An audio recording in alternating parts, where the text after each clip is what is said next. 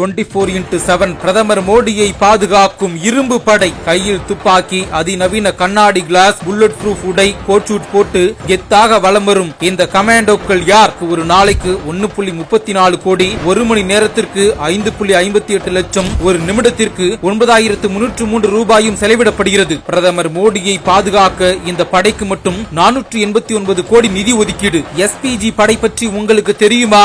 இவர்கள் இல்லாமல் இந்திய நாட்டின் பிரதமர் எங்கும் செல்ல மாட்டார்கள். எஸ்பிஜி ஸ்பெஷல் புரொடெக்ஷன் கார்டு ஒரு அலசல்.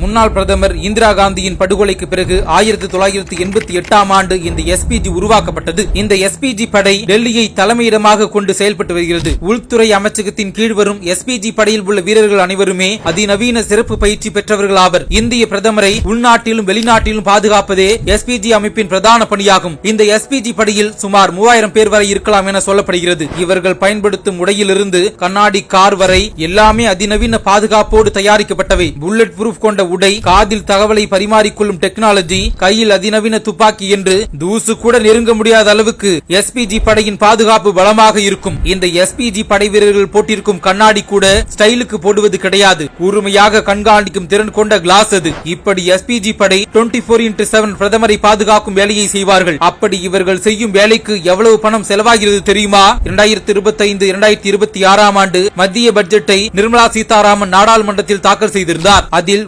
உள்துறையில் 70% நாட்டின் பாதுகாப்பு படைகளுக்கு ஒதுக்கீடு செய்யப்பட்டுள்ளது. சிஆர்பிஎஃப், சிஐஎஸ்எஃப், பிஎஸ்எஃப் படைகளுக்கு அடுத்து எஸ்பிஜி படைக்கும் தனியாக நிதி ஒதுக்கப்பட்டிருந்தது. ரூபாய் 489 கோடி ஒதுக்கப்பட்டுள்ளது. அதாவது பிரதமரின் பாதுகாப்பிற்கு ஒரு நாளைக்கு மட்டும் 1.34 கோடி செலவிடப்படுகிறது. ஒரு மணி நேரத்திற்கு 5.58 லட்சமும், ஒரு நிமிடத்திற்கு 9303 ரூபாயும் செலவிடப்படுகிறது. பிரதமர் பதவி வகிக்கும் காலத்தில் அவர்களின் குடும்பத்துக்கும் இந்த பாதுகாப்பு வழங்கப்பட்டு வருவது குறிப்பிடத்தக்கது.